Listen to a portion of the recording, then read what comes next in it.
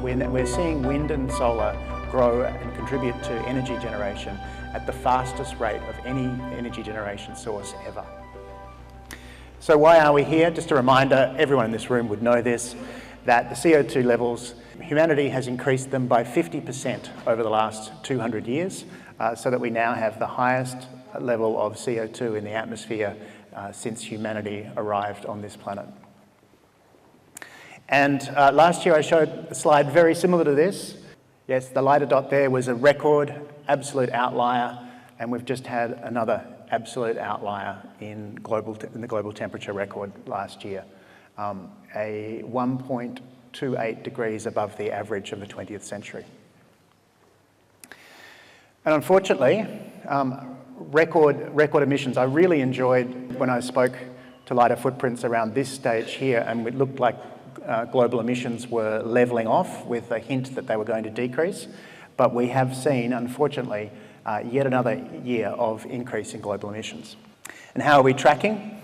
According to the Climate Action Tracker, which looks at the aggregate of all policies around the world, we're currently on track with the current policies and actions that are in place for 2.7 degree rise to 2100. So quite a bit above the 1.5 degrees that we're targeting, or that we want to be targeting. We've agreed to under the Paris Agreement to be under 2%, preferably closer to 1.5. In Australia, the government says that we are on track to hit 43% emissions reduction by 2030. That's, that red line there is 43 or 42.6% reduction from 2005 through to 2030. However, that number includes land management, which most people who study this who are not within government agree that they're very rubbery figures. They change a lot. They often change in a direction that's positive for the government at the same time as they're moving in the opposite, as everything else is moving in the opposite direction. So if we take out the land management sector, which almost every other country in the world does, we're looking at a reduction of only 22.8% over that period. And the vast majority of that is coming from electricity. In fact, almost every other sector is slightly increased over that period, with electricity representing the vast majority of the reduction. 3 years ago when I spoke, Australia was ranked absolutely dead last in a set of comparisons of energy policies across the world. This is the Climate Change Policy Index. We were number 64 out of 64 countries. Well, we've improved. We've improved slightly. We are now at the bottom of the low ranking section. We're at number 52 out of 53. So it's a bit clipped there. But we have moved up from the absolute worst performers to being just the worst of the low rating countries. So with all that grim, bad news, I want to give you some hope. We are seeing amazing growth in wind and solar. Each year that I present charts like this, solar sets new records, and wind, after having a few disappointing years globally, has also set another new record. But we're seeing wind and solar grow and contribute to energy generation at the fastest rate of any energy generation source ever. Incredible speed there. This is comparing the speed of wind and solar against the ramp up of nuclear, which was largely in the 1970s and 80s, and even gas, which has been such a big contributor in the last few decades. We see wind and solar outstripping them massively. Bright spot, Europe is showing the way. In Europe last year, we saw wind and solar alone bypassing fossil fuel generation. Fossil fuel generation is dropping rapidly there. A set of strong policies, strong economic incentives, and the Russian invasion of Ukraine gave a massive wake-up call to Europe that they needed to stop relying so much on gas, which they'd been importing from Russia. So we've seen big changes there, and as we'll see later on, Australia is actually only a few years behind this target. Last year, the energy transition investment passed $2 trillion. It was only 2 or 3 years ago that I was here saying it had passed $1 trillion. So just in a matter of 3 years, it's tripled. This is countries and citizens around the world investing in electric vehicles, solar, batteries, all the technologies that it takes to decarbonise our planet. And it's thankfully growing at an exponential rate. Amazing year for solar last year. A lot of people thought that the record hit last year, I think it was just around about 400, maybe 450 gigawatts of solar. People thought that that might have been an anomaly on the higher side, but it's now very much still just part of this exponential trend. We're seeing massive growth as in conjunction with the prices falling. And I heard this week that China has twice the capacity needed to fulfill all the solar demand in the world at the moment. So we're not capacity constrained. It's the installation is what's the demand rather is what's driving it. And batteries, we're seeing the same thing in batteries. We've passed over 1,000 gigawatt hours or a terawatt hour of batteries last year. The units don't necessarily mean a lot to people, but you can see this kind of growth really answers the question of when the wind don't blow and the sun don't shine. So yeah, when the wind don't blow and the sun don't shine, we're going to be fine because storage is growing at an incredible rate, and the cost of it at utility scale is falling at a commensurate rate. This I think is very good news. China has hit peak oil. 2023 was the peak of oil demand in China, and an incredible statistic last year, 50% of all vehicles in China sold in China last year were electric. They are moving at an incredible rate, not only for their own market, but capturing a very large part of the export market globally. So China is taking the transition away from oil very seriously. Globally, EV sales were up 24%. Unfortunately, in Australia, only up 5%. So we haven't tracked the global average, but we are seeing pretty good growth in electric vehicle adoption. And this slide really excites me. Part of Australia's superpower narrative is that we will start value-adding our mineral resources. So Australia produces 50% of the lithium worldwide. If you imagine every EV driving around and every battery on the grid or in people's households, 50% of the lithium that goes into that comes from Australia. Most of that from Western Australia, and most of it actually is from one mine just behind Margaret River, the Greenbushes mine. But an exciting thing is Australia, rather than just shipping it out as a rock concentrate, we are now starting to process it into a very highly valued good, lithium hydroxide. Now, I don't think I talked about nuclear last year because it wasn't really part of, no one was taking it seriously. But with it playing such a significant role in energy policy discussions over the last 12 months, it would be remiss of me not to speak about nuclear. I've had a lot to do with nuclear over the last 7 years. I've got to admit, as an energy geek, I really like the technology. Some people don't like me admitting that, but I really like the technology. It's a pretty amazing thing that humanity worked out how to split an atom, capture the heat from it and boil water, and do so at incredible scale. And quite a while ago. Like we mastered it by the 1950s and started building at real scale in the early 70s. I visited nuclear facilities all around the world. I've studied at MIT, just a short course there, and visited technology developers. Spent a lot of the time on the road in the US, learning all about nuclear. But in Australia's context, I found it incredibly frustrating, the level of the level of conversation or the level of expertise behind the political discussions on nuclear has been very disappointing. One thing I hear all the time, people saying, why can't we have a conversation, or we need to have a conversation about nuclear, or can we at least have it on the table to look at it?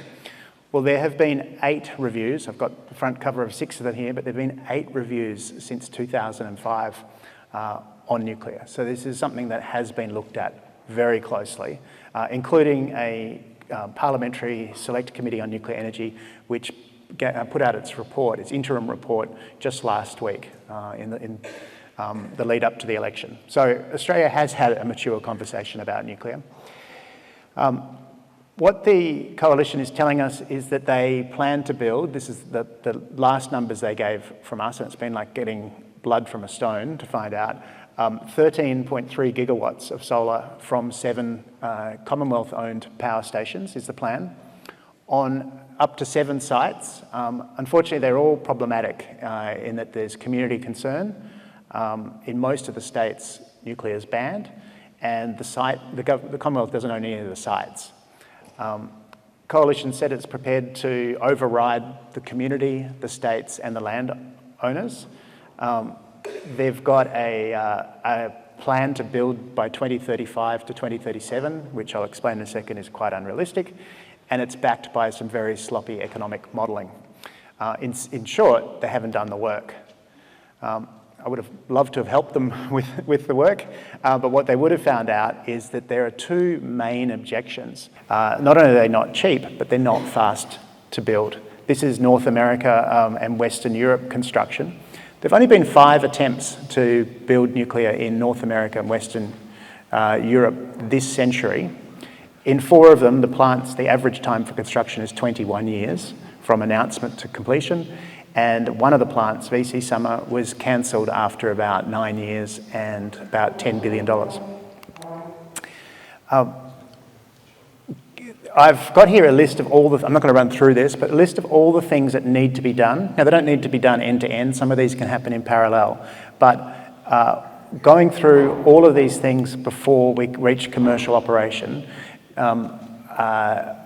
lots of evidence to say it would take us about 20 years. And in fact, Claire Savage, who is the chair of the Australian Energy Regulator, she thinks more like 25 years for the first nuclear power. And that's, so I see that we could probably get the first nuclear power station going in Australia around about 2044. The government's thinking around, sorry, the opposition is thinking around 2035. But from 2044, if we built as fast as France did in the 1970s, when they had significant state support to do so, and they had military applications backing the program, if we did that, then that's the kind of trajectory that we could build on. That would be a very ambitious build. If we overlay that onto our energy demand, that's the nuclear part. That's what nuclear would provide as we approach 2050. So we could go all out like France did, and by 2050, we would have this little chunk, which begs the question of what's filling in the rest. Well, if we go slow on renewables, then we have to fill in that rest here with gas, the orange bit, and with coal, the black bit. That's assuming a 20-year life extension of all the existing coal generators and filling in the gap with gas. And you don't have to take my word for it. The Climate Change Authority released a report last week saying that would result in about 2 billion tonnes of carbon. So an incredible amount of carbon if we go down that route. So that was time, cost. I won't dwell on this, but Gen Cost, which is a report put out each year by the CSIRO, has compared the cost of lots of different technologies. Interestingly, they've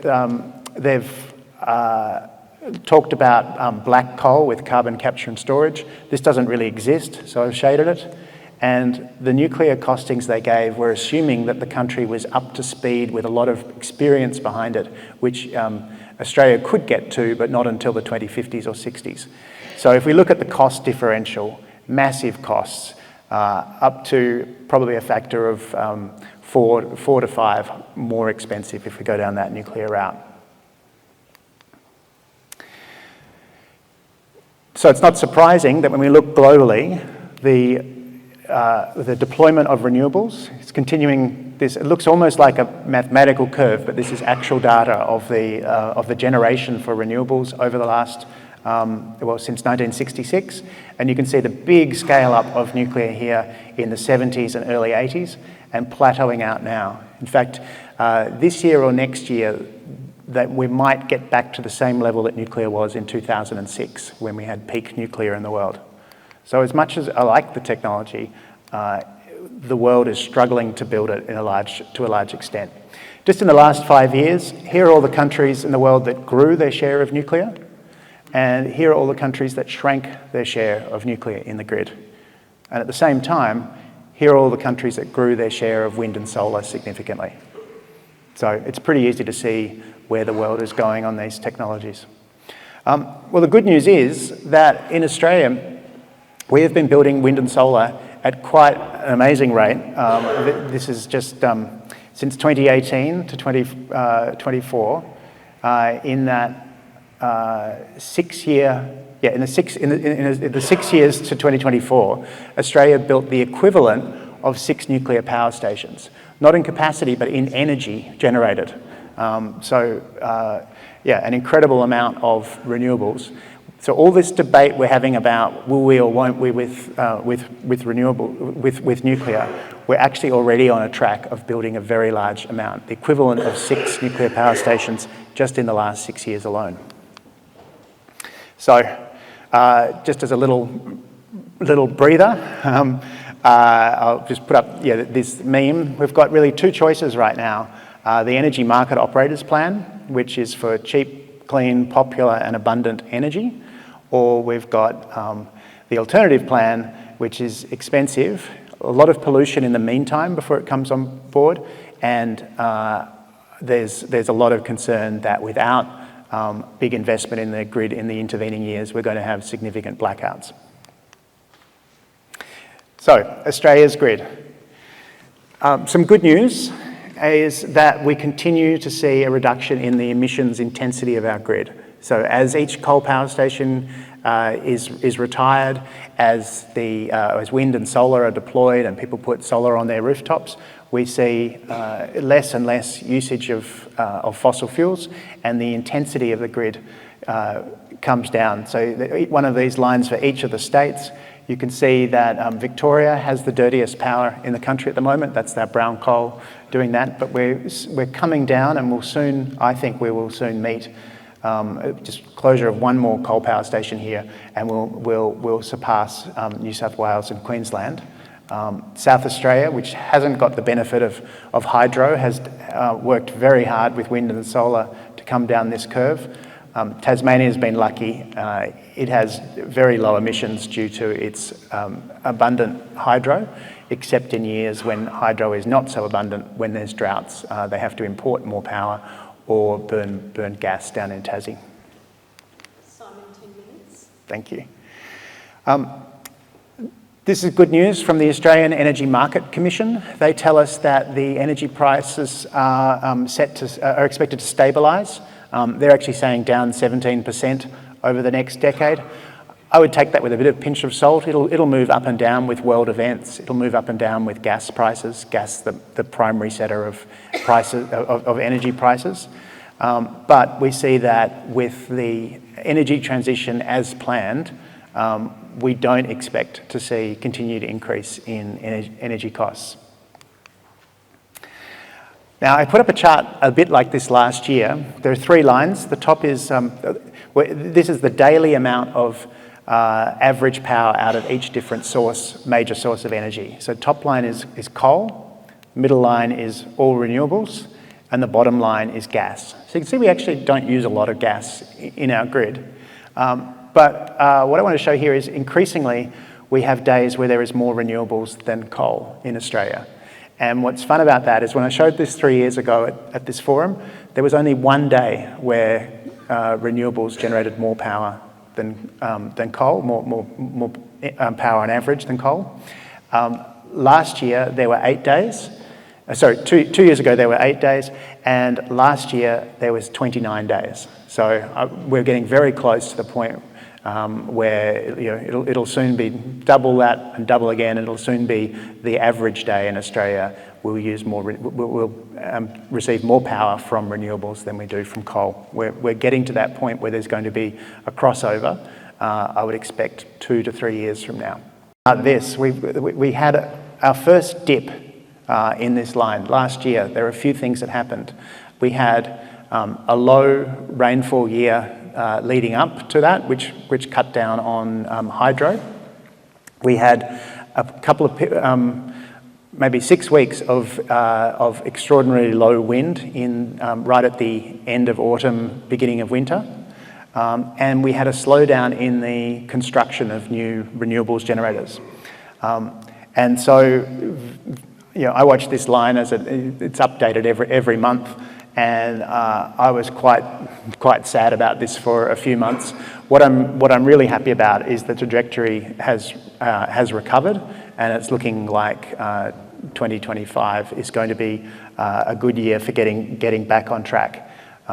Another thing, something that's really interesting is that energy demand in Australia, after many years of falling, energy demand has started to grow. And there are multiple reasons for that.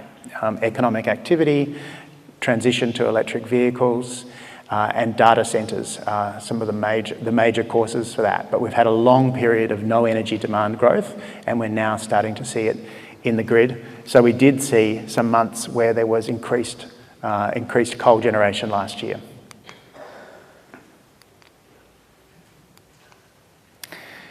Here's the amount of energy that was added to the grid each year by source. So you can see around about 2019, before this it was quite low, it shot up. But last year, a great big reduction. I've got wind at the bottom, utility solar, and rooftop.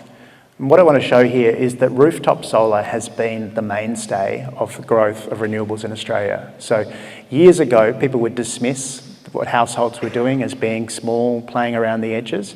But actually, more than half, maybe even close to 2/3 of the renewable energy added to the grid last year was rooftop. Year in, year out, we see very stable and slightly growing interest in household investment in solar. So it's the households of Australia, and we just heard that last year the 4 millionth system was installed in Australia.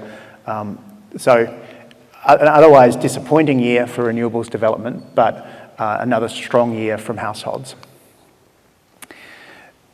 I'm often asked, are we going to make the 82% renewable energy target by 82% by 2030? I want to talk about the 3 phases of renewable development in Australia.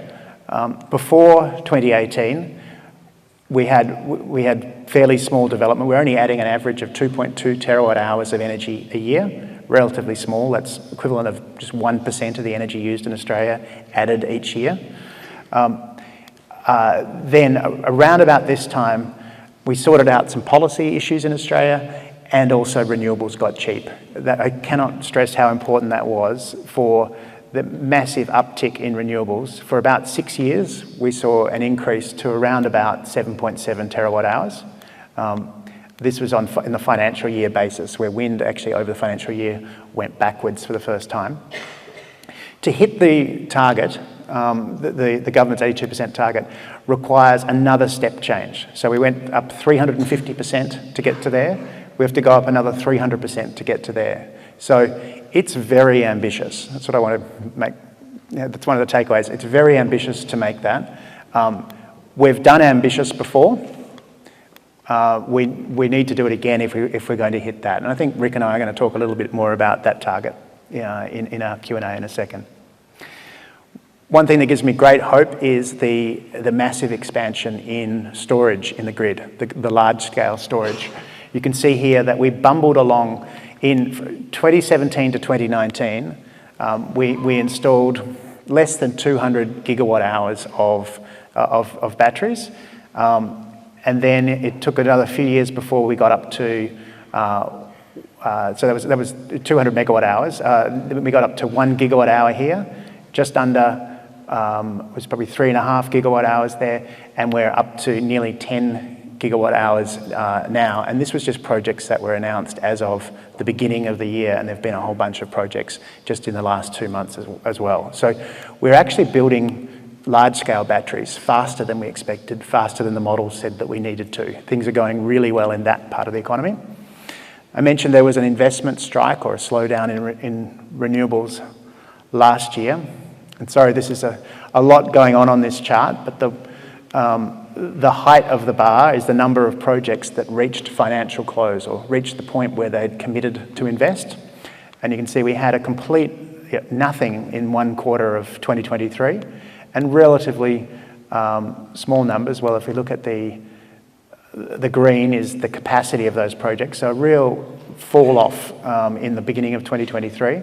But we have, in the last few months, we have seen a significant increase such that the quarterly average, the orange line, is back up to very healthy levels, and there's a lot of indications that we're going to see it higher. So it's going to be tough to get to this level, but there are signs that the investors are there, ready. They just need to have certainty and policy, and I think we're going to talk a bit about the capacity investment scheme with Rick, which is one of the policy mechanisms that's making this happen.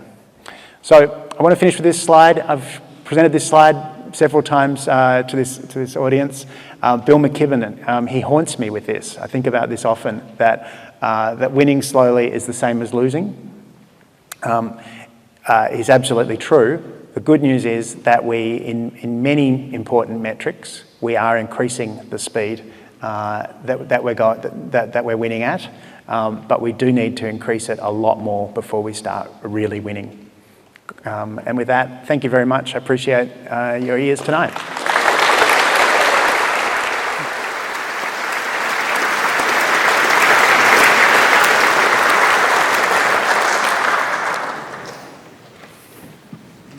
Thank you very much, Simon. Simon, can I ask you a question as an energy geek? Sure. What percentage of hands would go up in this audience if we asked people to put their hands up if they've got solar panels, do you reckon? Oh, this crowd, I reckon 60%, 70%. Should we test? Who's got solar on their roof? Okay, more than 70%. I reckon 80, 90. That's amazing. Okay, one more question. Can you guess? No. EV? No. What do we need, Simon? What do we need? Yeah. What percentage of households do we need? How much storage do we need? Oh, what do we need? Well, Australia needs storage. We need to have batteries at large scale, and we need to see the same kind of price reductions happen on household batteries as we're seeing on large scale, and then it's practical that we will have batteries in most houses. So what's your guess for the percentage of hands in this audience? 15. What percentage of households, of people in attendance tonight would have batteries in their house? I expect to be a lot smaller because batteries are not yet affordable for many, and they haven't been in the market for as long. So I'm going to guess 15%. Oh, let's try and beat him. Who's got a battery? Yeah, I reckon 20, 25. Okay. All right. Smarten up next to you. Okay. I think it's fair enough that we need to be demanding that battery prices, or we need a good explanation for why battery prices are not falling. A Powerwall costs the same now as it did about 6 or 7 years ago. But large-scale batteries cost about 1/5 of what they did at the same time. So something's going on. Hey, okay. Enough. I was pissed. So thanks very much, Simon. Can we now welcome Rick Brazzale to join Simon?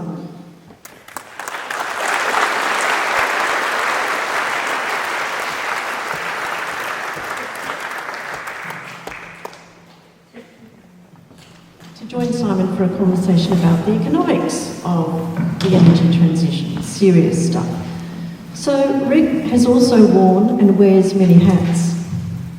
He has over 35 years' experience in the energy sector. He's worked in a number of business development and finance roles, including John Holland and Woodside Petroleum. Rick is chairman of the Green Energy Group, and Rick is an advocate for clean energy solutions to deal with climate change, including being director of Solar Citizens. Rick has the experience and knowledge to be able to inform us about the economics of energy transition. Over to you two. Thank you, Jenny. Great to be here and fantastic presentation, Simon. I had a couple of questions that I was going to start off with, but now that Jenny raised the battery issue, and we talked about it just before, so any observation on why small-scale batteries haven't fallen, or household-sized batteries haven't fallen anywhere near as much as large-scale? Yeah, I've been asking this question a lot, and some of the feedback I'm getting on it. So the batteries are in high demand by the EV industry. You see that 24% increase in global EV sales last year. And about 80% of batteries of the lithium batteries produced end up going in cars.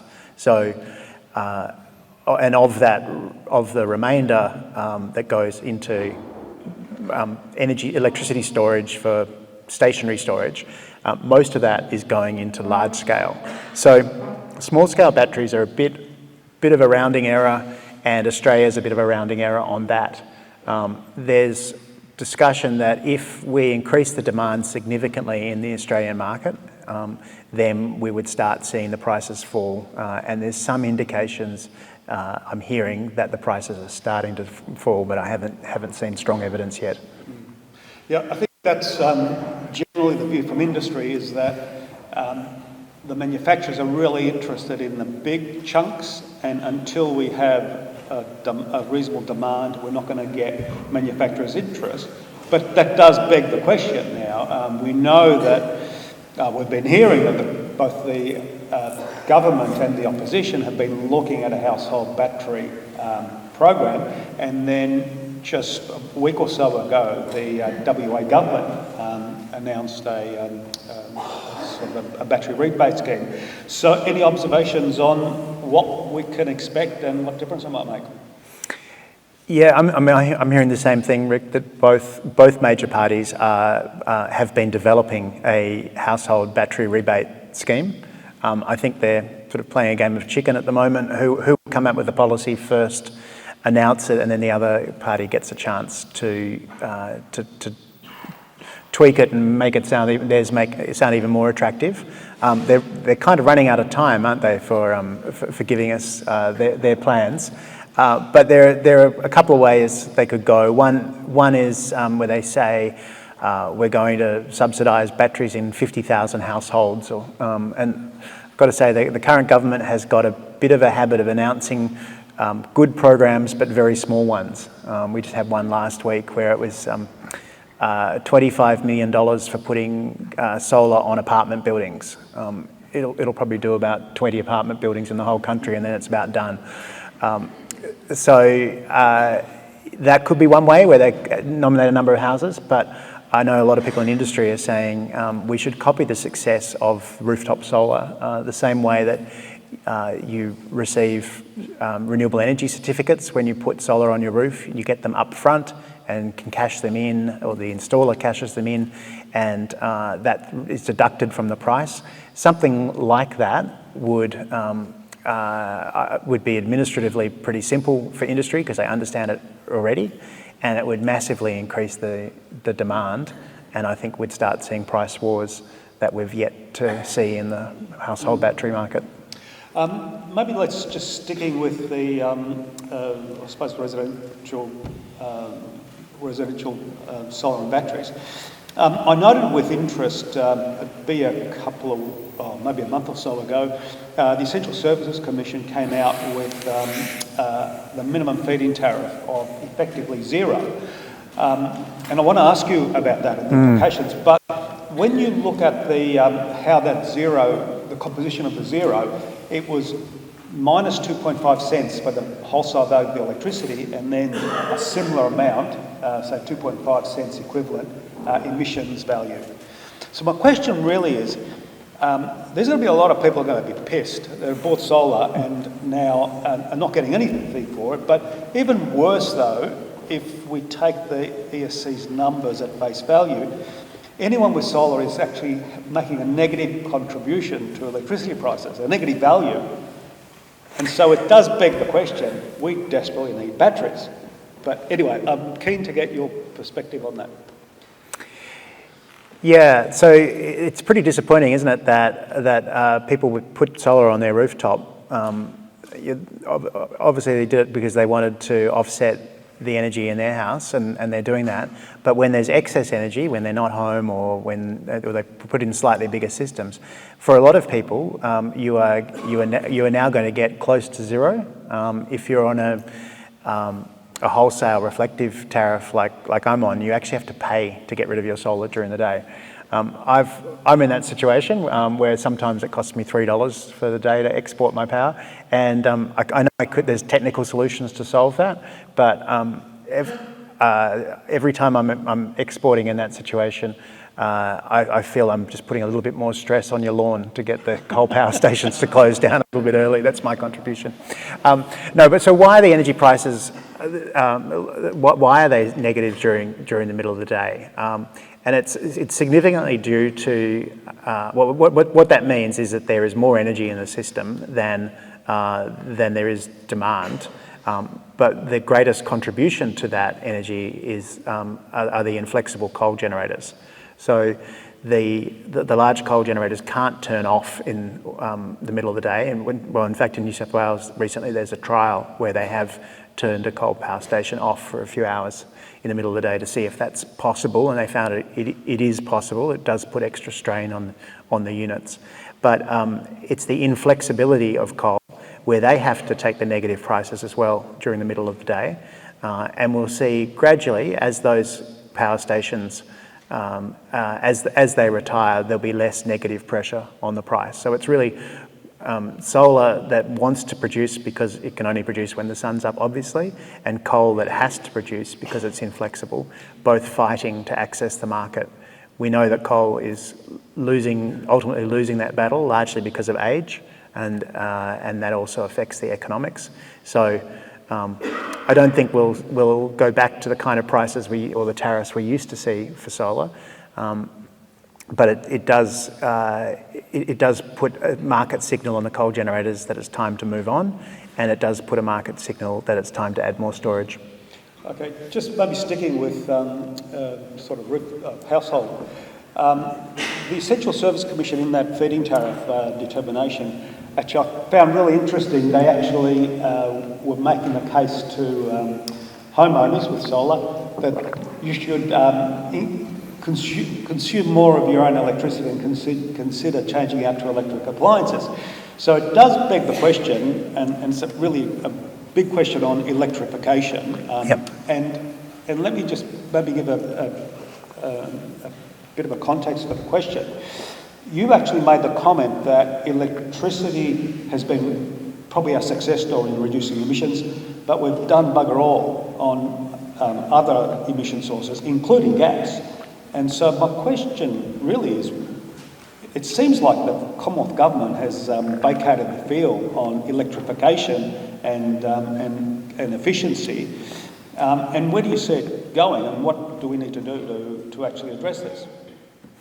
Yeah, I'm a big fan of Saul Griffith. I think many people in this audience will have seen Saul present his argument for household electrification, that the average household can save thousands of dollars a year if you electrify just a few appliances. Obviously the big one is your car, and then hot water and space heating. You can get around to cooking at a later date, but just those top three can save most Australian households in the order of $3,000 or $4,000 a year. So why isn't the government helping us do this more?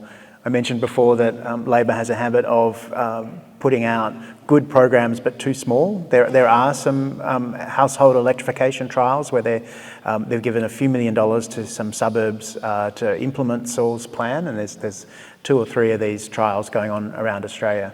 I think it's time that we moved beyond trials and started doing some bigger projects. Saul's got an idea that we should be able to do household electrification the same way we do HECS. Right? You go out and get an education over 3 or 4 years, and you get the next 15 years or so to pay it off through your salary. You should be able to electrify your house over a short time and then pay it off over 15 years or so under a similar thing. And he's been consulting with the designer of HECS to develop that scheme. Well, I think many of us are hoping that the government will take this more seriously, but Rick and I were talking before, it's interesting, we're seeing the states picking this up more and more. And we've often seen this in Australia when the Commonwealth starts slacking off in energy policy. The states, and pretty much uniformly, almost all the states, have been known to step into the field. Well, it's a good segue into the first question I was actually going to ask you was about a number of us in the industry have been looking at the forthcoming election as being potentially quite pivotal for the future of the renewables industry and clean energy more broadly. And so, really, what's the risk? What risk do we face with an LNP government? And what are some of the consequences that we might see with the stalling of the rollout of renewables in particular? Well, I think it's a real sliding doors moment we're facing. We've seen the coalition say, it wasn't long ago that Dutton said he opposed the 2030 target, and I think media came out later and said he really meant to say 2035, but too late. He's come out and said he opposes the 2030 target, and he steadfastly opposes having a target for 2035. Any serious look at the nuclear plan sees what I showed before, that we would have to see a life extension for coal generators, which comes at great expense, and significant reliability issues from that. We would also see a large increase in the amount of gas. There are affordability issues there, but also just supply issues from gas in the system to supply such a plan. But I think the biggest issue, one of the biggest issues, is the lack of certainty for anyone who's come to Australia to develop projects. Do you make the big investment or not? Anyone for the last 12 months or so would have been mad to make billions of dollars worth of investments based on the policy uncertainty we've had. So it does have a chilling effect on investment. What is carrying projects through at the moment, quite significantly, is the capacity investment scheme.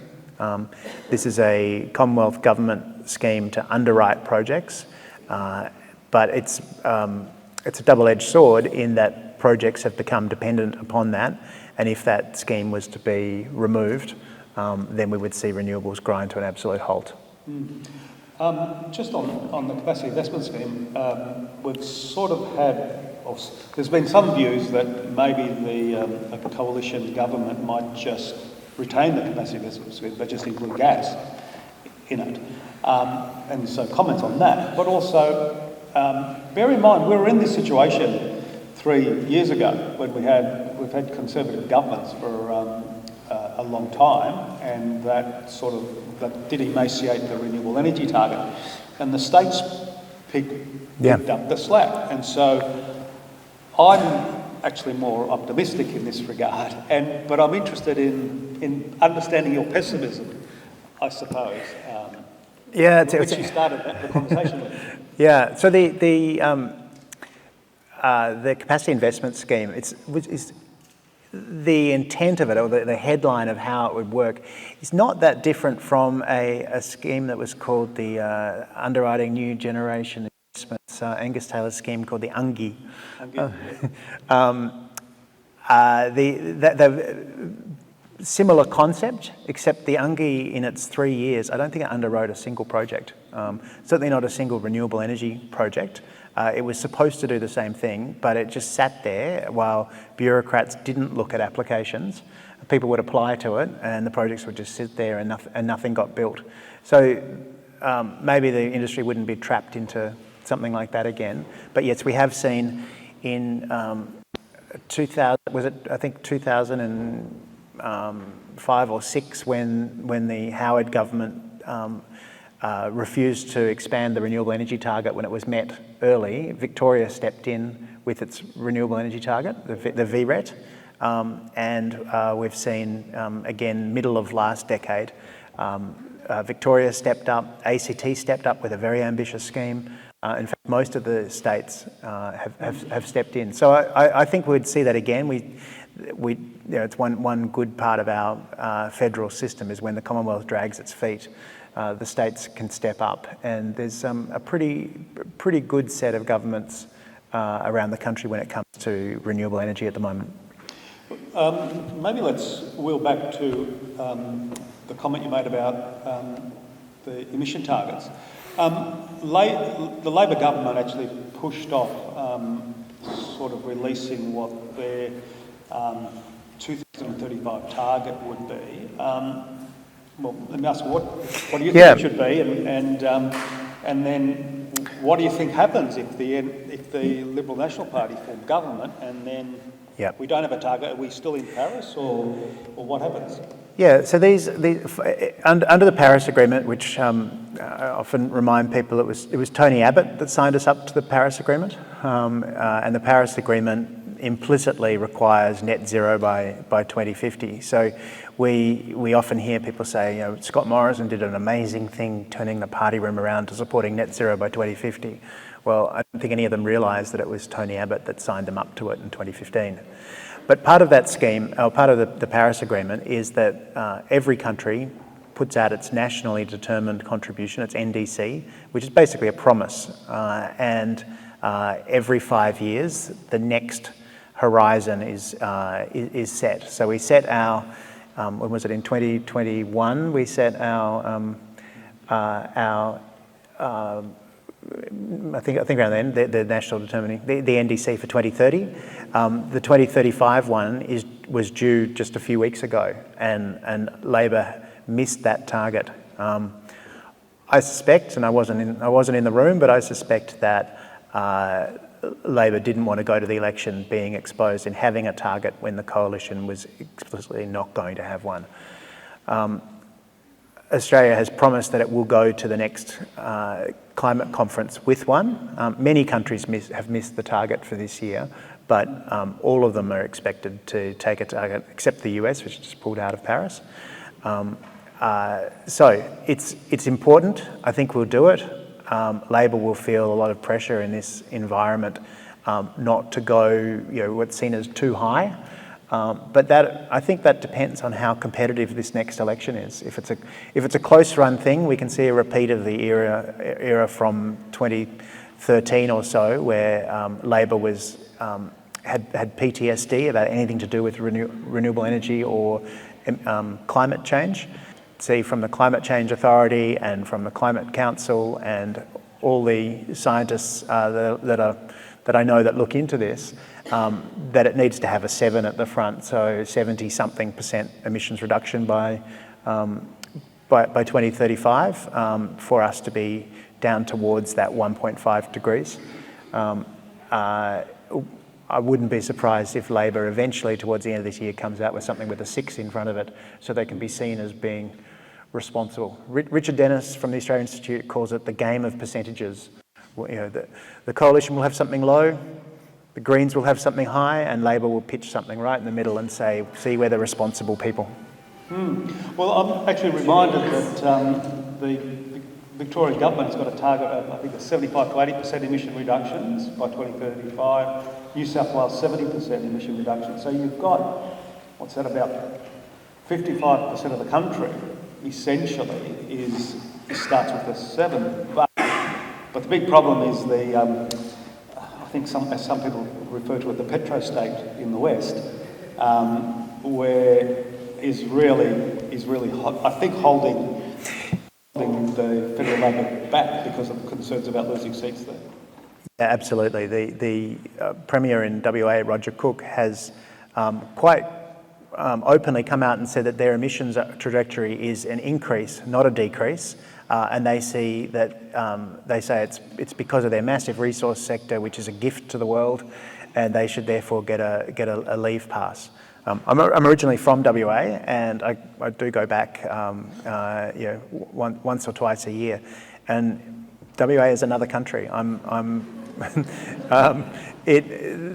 Discussions around emissions and climate change are not what we're used to on the East Coast, and it's part of, I think, significantly part of it being a one newspaper town, where the newspaper owner is also an owner of significant gas interests, and anyone who stands up against gas pays a political price.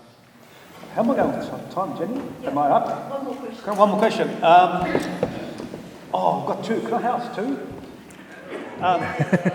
The first one is we can't help but think about what's the possible outcome of the election and the likelihood of a hung parliament. Now, I know it's a tricky issue for you to potentially answer from climate to 100, but let me just put the sort of betting.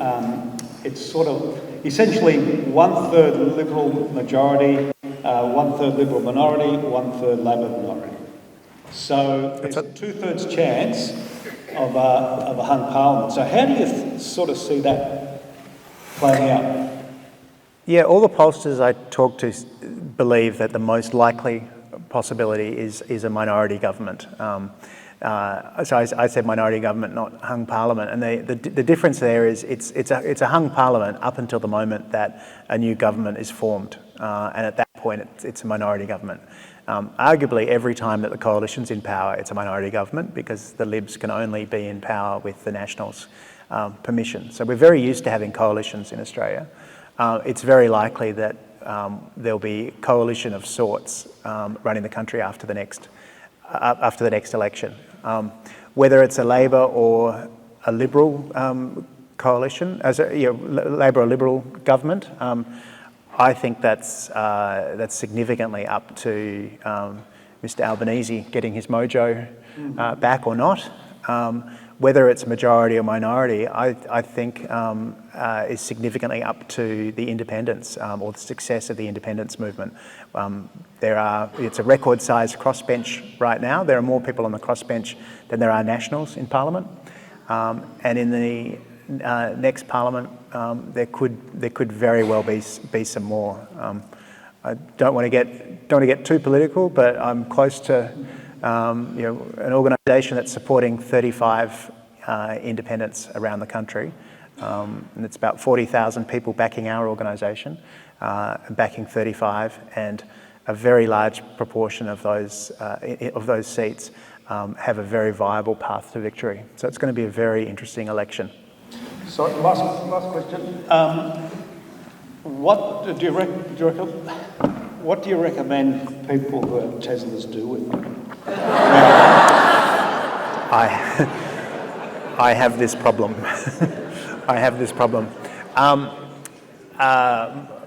My mother's just got one of those stickers, which I bought this before I knew that Elon was a Nazi or something like that.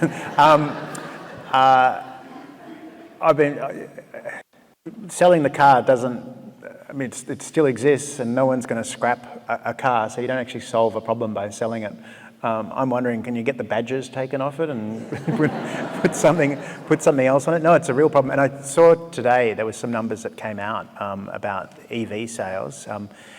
The February just passed versus the year before, we've seen an 82% reduction in Tesla sales in Australia.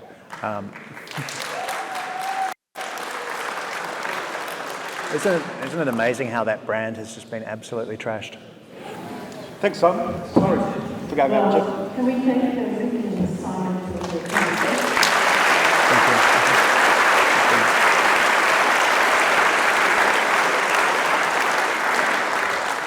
I've got the answers for you. You get on an e-bike. Get him an e-bike. Jonathan Flynn, Frank's deputy convener, and David Strawn.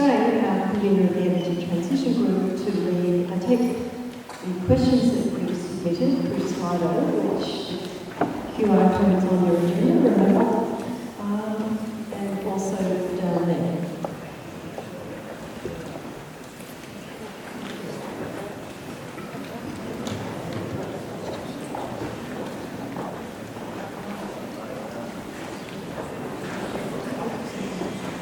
Okay, everybody, hope you're putting your questions into Slido, and I think you know you can vote them up.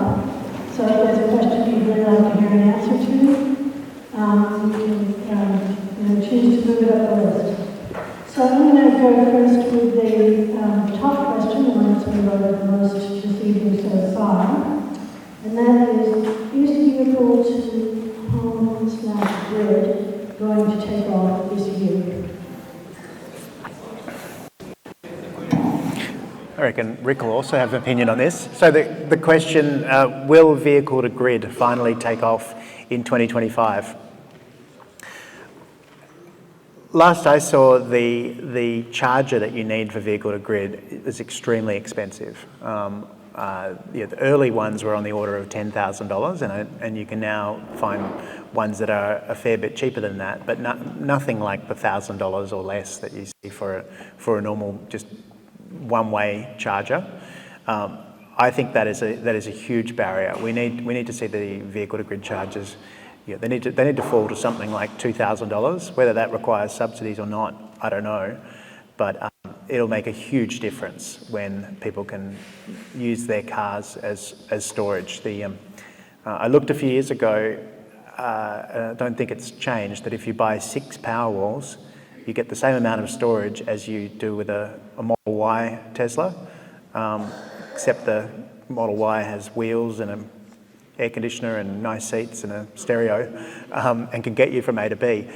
So that just shows you just how much cheaper it is to buy a battery, or how much cheaper it would be to use your car as storage. You probably wouldn't use it every day, and you certainly wouldn't use all of the batteries, but all of the capacity. But just helping out when there's high price events on the grid, there will be companies like Amber and others that will pay you for the privilege of using just a small amount of your battery. But when do you think we're going to see it? I'd be surprised if it's this year, but I think it's coming. Yeah. And I think governments are looking at how they might develop programs. One of the key issues that particularly state governments are focusing on is as we electrify, we don't want to make peak demand worse. So we also have a minimum demand problem in the middle of the day. And so using EVs makes sense, but I think we've just got to get the protocols and the technology right and the regulatory framework. But I think it's coming, but it'll be a few years yet. Slow burn. Yeah.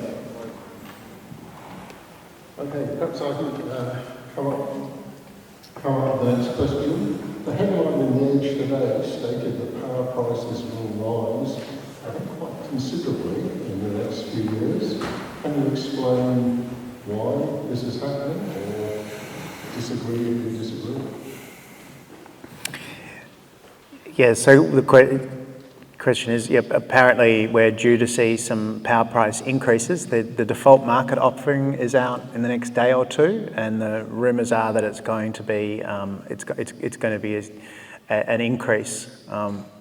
3 years ago, the same thing happened just before the election, and the Energy Minister sat on the report and let his successor release the report. So it'd be interesting to see whether Minister Bowen does this or not. I don't think he'll get away with it. The energy pricing at the retail level is largely dependent on long-term contracts that retailers sign. So when there is a period of high market prices, you'll see that following through to the next year's energy price as new contracts or as they roll from one set of long-term contracts or a cascading set of them. So we often see an increase 6 months or so after there's been a big market effect. We saw this in 2022 when there was the invasion of Ukraine. Gas prices went crazy, that pushed up wholesale, and 6 months after that we saw massive increases in electricity.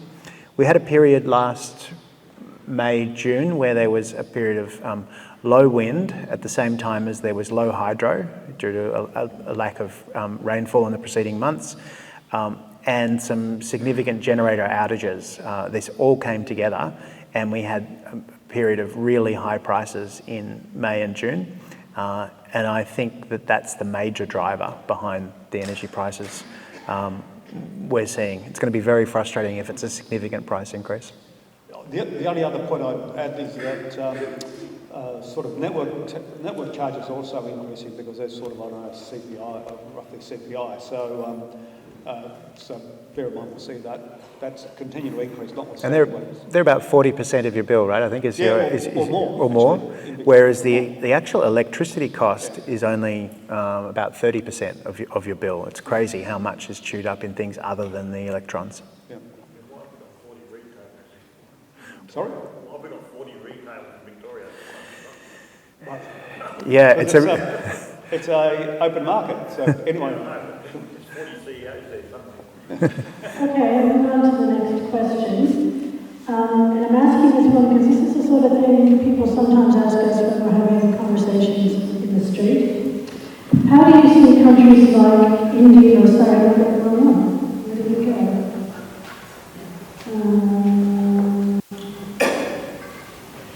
Okay, well, I can't find it, but I can tell you what it said. How does it cut emissions when China builds hundreds of coal plants to power their solar panel production we rely on? Probably the easiest way to approach that is looking sort of at orders of magnitude. The emissions payback for a solar panel is less than 12 months. So you put a solar panel on your roof, especially in Australia, somewhere between 6 and 10 months or so, the panel will have produced more electricity, or the amount of electricity produced will offset the amount of coal that would have been burnt in Australia for the amount of emissions that it put out. So the payback is less than 12 months, but it should be generating almost as much power, 80% as much power as the day it was installed on your roof after 30 years.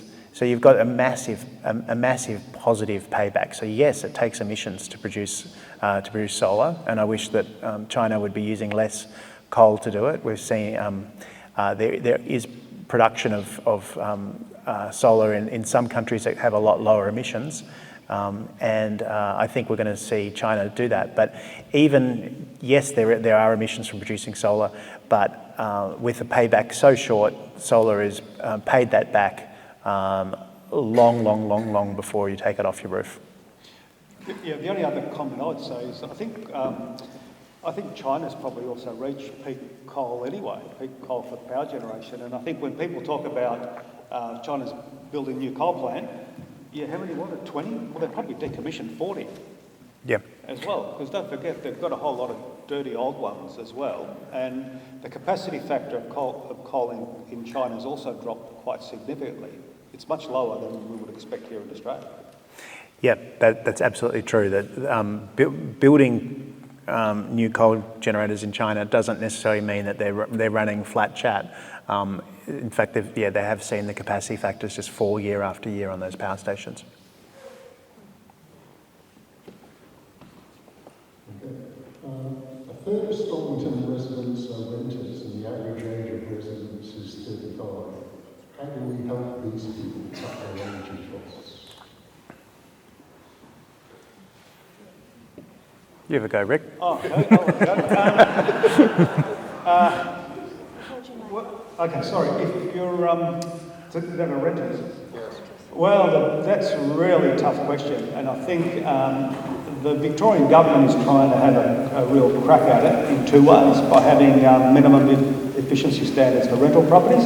So that will require landlords to have to make sure that houses have got a reasonable level of efficiency, including having insulation and potentially weather sealing and a few other things. But the other really important initiative is their building electrification initiative, which consultation finished about a few days ago, where the policy intent is that when your gas heater or hot water system fails, you're not going to be able to replace it with a gas one. You have to replace it with an electric appliance.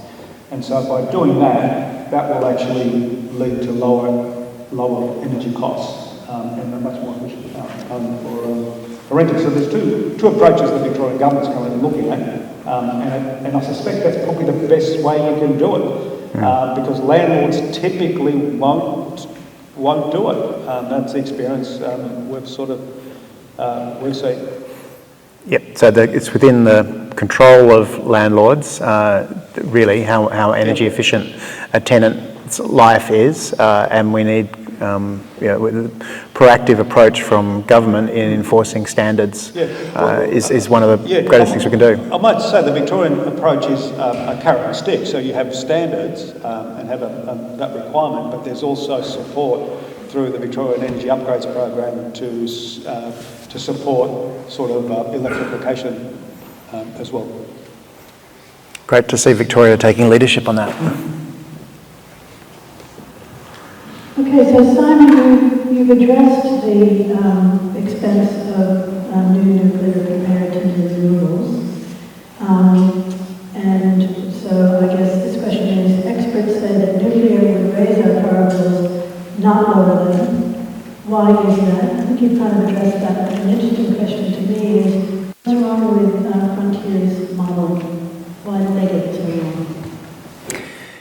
Yeah, Frontier made two critical errors in their analysis. One is the cost of nuclear. They misinterpreted a number from CSIRO's report. With nuclear, there's a concept of first of a kind, how much it costs you to build your first unit, and then there's nth of a kind. And the nth, no one ever says what the N is, but the idea is after building a whole lot of them, you'll get good at it. If you imagine someone's building a row of houses, the first one costs a hell of a lot more than the last one when you've really got all the trades working and it's incredibly efficient. So in theory, the nth unit is cheaper than the first.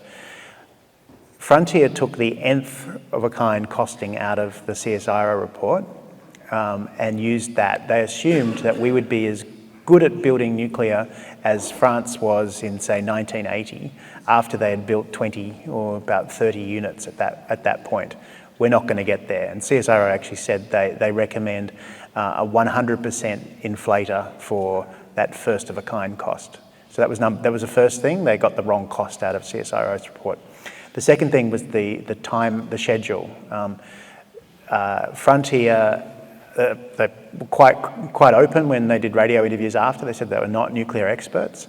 They took the amount of time that it would take to build a reactor so to build a reactor, 8 to 10 years is kind of the average these days.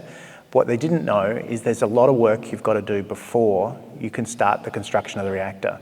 There's normally about 4 years of work on site. Before that, there's be 2 or 3 years of contracting. Before that, there's about 4 or 5 years of site characterisation. Before that, you've got to get the regulatory system in place for it. And before that, in Australia, we'd have to have get the legislation through, and in some states like Queensland, they have to hold a referendum if they want to make nuclear legal in that state. So it's not 8 years or 10 years as they plucked out of the some reports. It's more like 20. If you put those two factors in, you end up with I think on the order of 3 billion tonnes of carbon. And the cost about twice as much as what Frontier said. So why would costs go up? Well, in the short term, we would have a massive energy shortage. AEMO is very, very clear that it's a tough needle to thread to get Australia through this energy transition. We've got 95% of our coal power is due to close within about 8-9 years from now.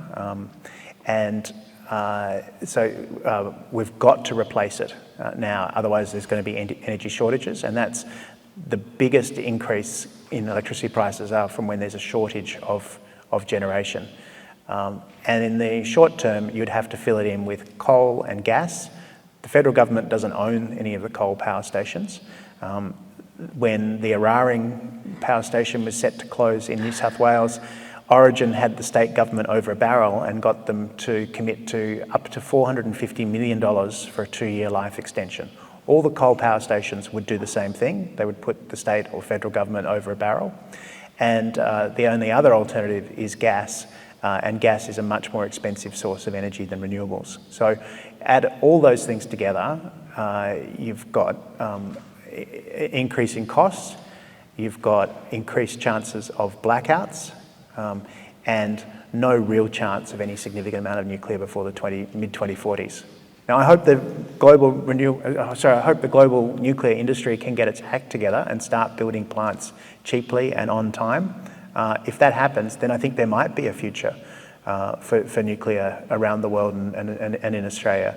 But it's not looking good at the moment, especially for a country as endowed with amazing renewable resources as Australia.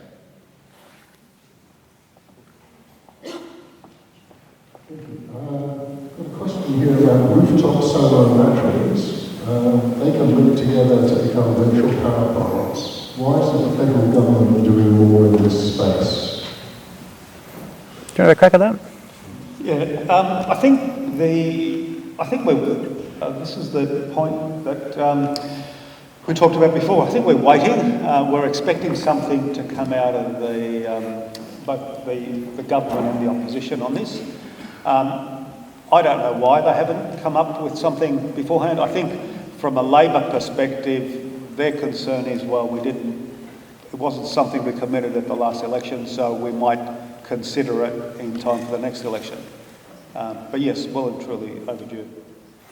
Yeah, I think they're just playing chicken, that no one wants to go first. They want the other one to show their hand, and then the other will put something more ambitious up. Okay, we've got one last question, and it's the one that's received the most votes. So it is, given the recent breakdown in the US democratic institutions, how do we strengthen our democracy and climate action, given Dutton's pro-fossil and government cuts plans? I think we are extremely lucky in Australia with our electoral system. After the last election, I spoke with quite a few democracy organisations in North America and the UK, and I remember a meeting with one of them. I said, "What are the big things you're working on in your democracy organisation?" And it was four simple things they were working on. Get out the vote. So how do you get people to actually go down and vote? Well, we've got compulsory voting, so tick. A lot of effort in the US going into bringing in what they call ranked choice voting, or we call preferential voting, where your vote does count if you don't get eliminated. Your vote counts all the way through the final count. Well, we've got that. Then ending gerrymandering. Thankfully, we've got an electoral commission we can trust, an independent one that's not subject to political interference. So tick. And lastly, trusted and consistent voting systems. In the US, in some counties, it's punch cards, and other places it's electronic voting systems. It's and a lot of mistrust in the system. So we've got that tick. Put all these things together. I think we have a much more resilient system that enfranchises many more Australians. A big feature of the last election in the US was a phenomenon people called the double hater phenomenon, where there were so many Americans who couldn't bring themselves to vote for Trump, but also weren't excited enough to vote for Harris. People feel disenfranchised and hate both major parties, and they stay home.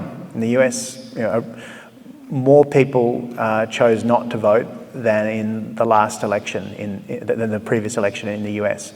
In Australia, double haters, thankfully, have a choice. You can be upset with Albanese and not have to vote for Dutton. There are other choices. One phenomenon in Australia, in 1975, 96% of Australians voted for the two major parties. In the last federal election, that had fallen to 68%. So from 96 to 68. And it's expected to fall further. So we've got about a third of Australians who are voting for something other than the majors. I think that's a huge protective factor. The preferential system drags us towards the centre. The American system drags people towards the extreme. And thankfully, there is this very vibrant community independent movement around the country. I won't spruik it too much because I promised to wear only one hat tonight, but I know that we're very lucky right now to be sitting in an electorate where the member is an independent. And I think everyone who's watched closely the community independence around the country can see that it is a model that delivers a very different outcome for what the US is suffering through right now.